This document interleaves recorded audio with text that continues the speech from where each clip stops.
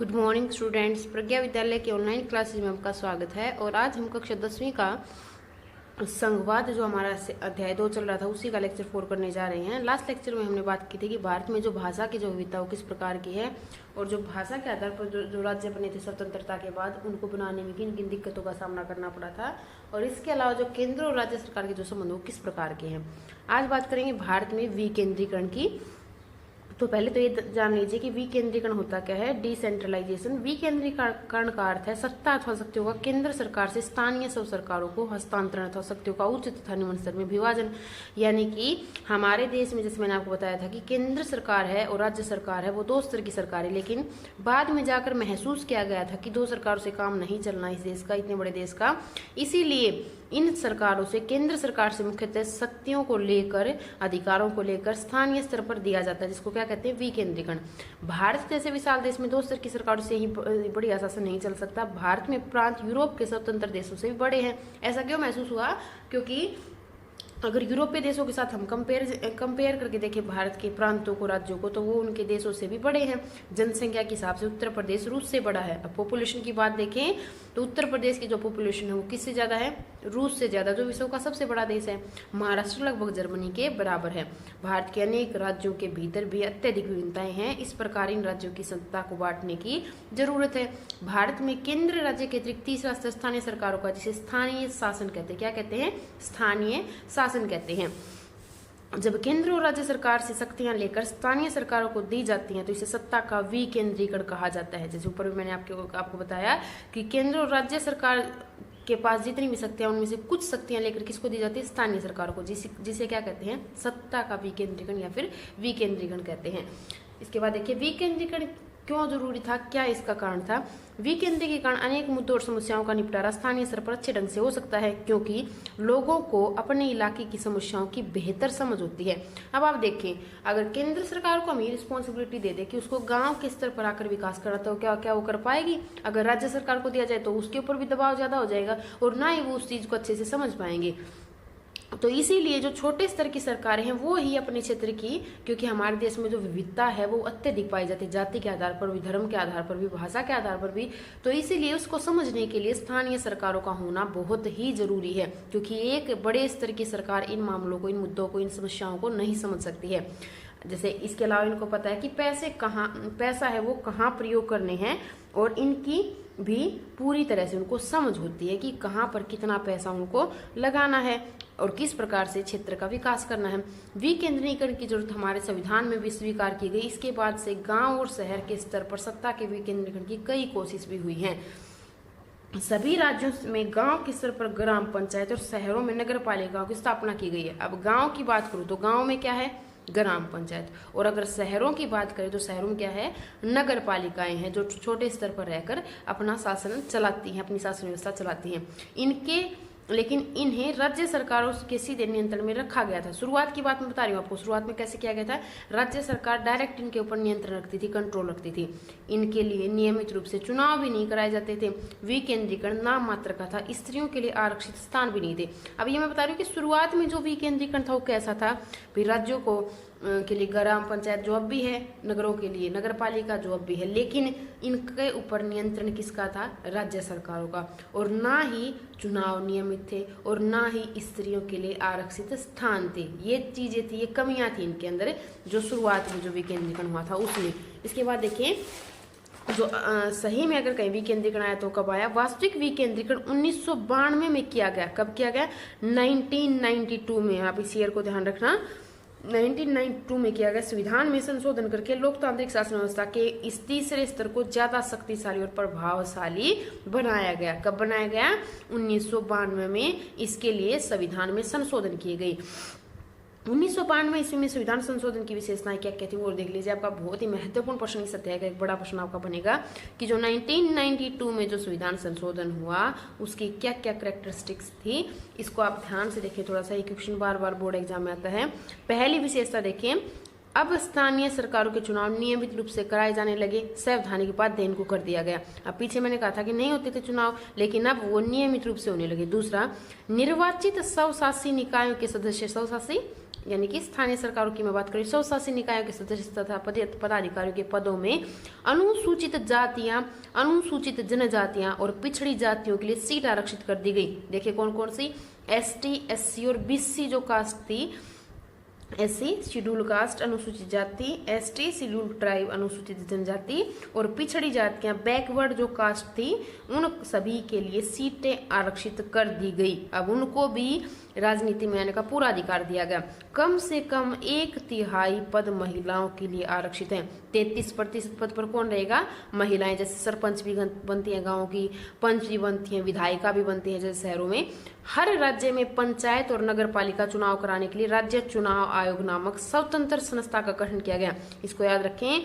चुनाव आयोग जैसे आप पहले भी पढ़ चुके हैं 9वीं कक्षा में, चुनाव आयोग का काम क्या होता है, पूरे देश में जैसे इलेक्शन की ड्यूटी इनको मिलती है, तो इनके लिए स्पेशली अलग से स्वतंत्र संस्था बना दी है चुनाव आयोग की, जो पूरा इलेक्शन का जो काम है उसको देखती है, उसकी देखरेख करती है, कहाँ पे इलेक्शन हो रहे हैं, सही प्रकार से हो रहे कि नहीं, किस किस का वोटर लिस्ट में नाम आना है, जैसे हमने इसकी विशेषताएं पिछले साल भी पढ़ी थी।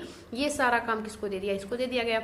और 5वां, राज्य सरकारों को अपने राजस्व और अधिकारों का कुछ हिस्सा इन स्थानीय स्वशासी निकायों को देना पड़ता था। अब बात करते हैं पैसे की, कि इनके पास पैसा कहाँ से आएगा, तो जो राज्य सरकार है वो देगी, और कहाँ से देगी, अपने राजस्व से, अपने अधिकारों से कुछ हिस्सा इनको दे देगी, अधिकार भी दे देगी इनको और इनको पैसा भी देगी, ताकि अपने क्षेत्र का विकास करके, जैसे जैसे गांव में सरपंच की ड्यूटी होती है कि वो अपने गांव का विकास करे, तो वो पैसा कहाँ से लाएगा, राज्य सरकार से, और कुछ गांव से भी वो कर वगैरह इकट्ठा करके इस पैसे को ले सकता है। तो ये सारे के सारे संविधान संशोधन किए गए थे 1992 में, जो स्थानीय सरकार स्तर की जो सरकार थी उनमें, उनके लिए स्पेशली किए गए थे। इसके बाद बात करते हैं कि स्थानीय स्तर की जो सरकार वो किस प्रकार से काम करती है। पहले बात करेंगे हम गांव के स्तर की। पंचायती राज व्यवस्था इसको बोला जाता है, क्या बोला जाता है, पंचायती राज व्यवस्था। और ये 3 स्तरीय व्यवस्था है। इसमें भी फिर 3 स्तर है, जैसे हमारे देश में तो सरकार के 3 स्तर हो गए, केंद्र, राज्य और स्थानीय सरकार।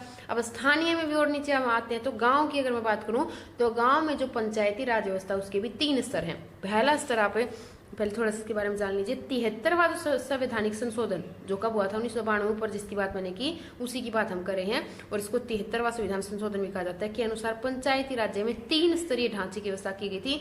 गांव के स्तर पर मौजूद स्थानीय शासन व्यवस्था को पंचायती राज के नाम से जाना जाता है, जैसे मैंने ऊपर आपको बता ही दिया। अब 3 स्तर, सबसे पहला जो स्तर है वो है ग्राम पंचायत। कौन सा, सबसे छोटे लेवल से हम चलेंगे यहाँ पे। ग्राम पंचायत क्या होती है, प्रत्येक गांव में एक ग्राम पंचायत होती है। यह एक तरह की परिषद है जिसमें कई सदस्य और एक अध्यक्ष होता है, अध्यक्ष जिसको सरपंच भी कहते हैं।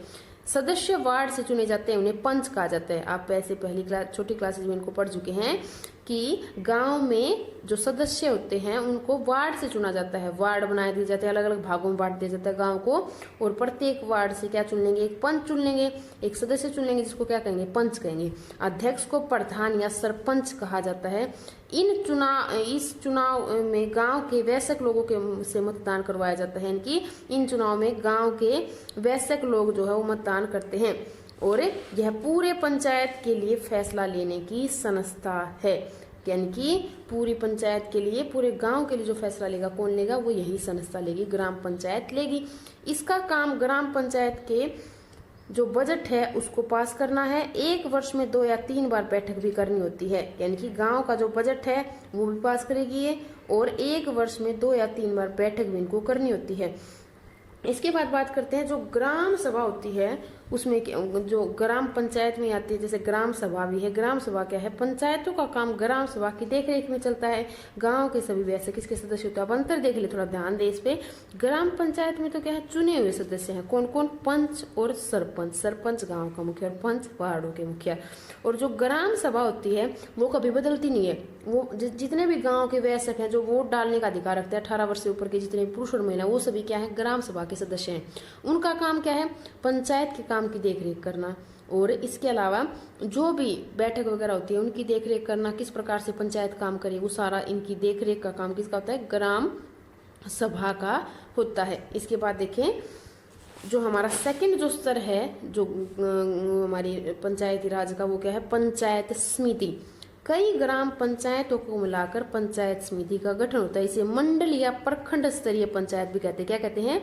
मंडल या फिर प्रखंड स्तरीय पंचायत भी कहते हैं। इसके सदस्यों का चुनाव उस इलाके के सभी पंचायत सदस्य ही करते हैं। और तीसरा जो स्तर आता है वो आता है सबसे बड़ा जिला परिषद। किसी जिले की सभी पंचायत समितियों को मिलाकर जिला परिषद का गठन होता है। जिला परिषद के अधिकांश सदस्यों का चुनाव होता है। जिला परिषद में उस जिले में लोकसभा और विधानसभा के लिए चुने गए सांसद और विधायक। अब आपने देखा होगा लोकसभा के सदस्यों को क्या कहते हैं? क्योंकि लोकसभा किसका भाग है? संसद का, तो इनको सांसद कहते हैं। मेंबर ऑफ पार्लियामेंट एमपी, और विधायक कौन होते हैं? विधानसभा के सदस्य एमएलए इनको बोला जाता है। तो ये जिला स्तर की संस्थाओं के कुछ अधिकारी ये तो होते ही हैं। इनके साथ ही जिला स्तर की संस्थाओं के कुछ अधिकारी जैसे कमिश्नर भी इसके सदस्य के रूप में होते हैं। अब आप समझ गए होंगे सबसे नीचे कौन है। अब एक डायग्राम से आपको और बेचे समझ आएगा। सबसे ऊपर उल्टा चलते हैं। सबसे ऊपर कौन?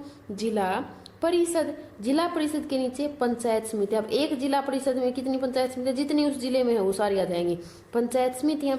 और पंचायत समिति में 3 या 4 से लेकर ग्राम पंचायत होती हैं। तो इधर से चलेंगे तो सबसे छोटा कौन? ग्राम पंचायत। इसमें पंच और सरपंच और ग्राम सभा भी आ जाती है। जैसे गांव के अंदर कई ग्राम पंचायतों को मिलाकर क्या बनती है? पंचायत समिति बनती है। और पंचायत समितियों को मिलाकर एक जिले की सभी पंचायत समितियों को मिलाकर जो बनेगी उसको क्या बोलेंगे? जिला परिषद बोलेंगे। ये सबसे बड़े लेवल पर होती है। और इसमें जो सदस्य होते हैं वो उनको सांसद और जैसे हम विधायक बोलते हैं तो लोकसभा और विधानसभा के वो सदस्य होते हैं। तो ये पूरा का पूरा क्या था हमारा पंचायती राज व्यवस्था। जो नगर का जो शासन है वो हम कल लेक्चर में हमारे नेक्स्ट लेक्चर में करेंगे। आज का जो होमवर्क रहेगा वो देख लीजिए आप। सबसे पहला 1992 के संविधान संशोधन के पहले और बाद के स्थानीय शासन के 2 महत्वपूर्ण अंतरों को बताइए। एनसीईआरटी का ये आपका क्वेश्चन नंबर 5 है। तो आपको बताने हैं कि क्या क्या चेंजेस इसके अंदर आए थे कि जो हमारी जो 1992 की जो संविधान संशोधन था वो और उससे पहले क्या अंतर था। तो देखिए स्थानीय शासन में शुरुआत में मैंने आपको बताया था कि शुरुआत में स्थानीय शासन के पास ना तो क्या था इलेक्शन टाइम उनके नियमित होते थे, ना महिलाओं का आरक्षण था, ना पिछड़ी जातियों का आरक्षण था। लेकिन 1992 के बाद जो विशेषताएं उनमें से आप बता सकते हैं कि क्या क्या इसमें अंतर आया था। दूसरा प्रश्न 1992 के संविधान संशोधन की विशेषताएं बताइए। क्या क्या विशेषताएं थी 1992 के संविधान के संशोधन की, आपको सभी बतानी है। पंचायती राज व्यवस्था के 3 स्तर कौन से हैं वर्णन करें। अभी मैंने आपको बताया 3 स्तर, इनमें से अलग अलग भी जैसे प्रश्न आ जाते हैं। जिला परिषद पूछ लिया आपसे, पंचायत समिति या फिर ग्राम पंचायत या फिर ग्राम सभा, तो आपको अच्छे से करना है ये। शक्तियों के विकेंद्रीकरण के पीछे बुनियादी सोच क्या थी, क्यों किया गया था शक्तियों का विकेंद्रीकरण। अगर आप वीडियो देखें तो सभी के क्वेश्चन मैंने आगे लिखे हैं कि क्वेश्चन नंबर कौन से का आंसर ये है। विकेंद्रीकरण का क्या अर्थ है? 73वां संवैधानिक संशोधन कब हुआ था? इसका आंसर बताते हैं 1992 में हुआ था। ग्रामीण स्थानीय सरकार को क्या कहा जाता है? पंचायती राज कहा जाता है। और एक और प्रश्न, भारतीय संविधान द्वारा लोकतांत्रिक शासन व्यवस्था में वास्तविक विकेंद्रीकरण के रूप में तीसरा स्तर प्रभावशाली कब बना था? क्वेश्चन घुमा दिया, आंसर आपका वही है। इसको प्रभावशाली कब बनाया था? 1992 में। अगर आप लाइन टू लाइन पढ़े तो ऐसे ही हमने करा था लेसन में कि संविधान संशोधन में लोकतांत्रिक शासन व्यवस्था के तीसरे स्तर को ज्यादा शक्तिशाली और प्रभावशाली कब बनाया था? 1992 में। तो ये आज आपका होमवर्क रहेगा। इसको अच्छे से फिर नोटबुक में उतारें और उसको याद करें। Thank you, have a nice day.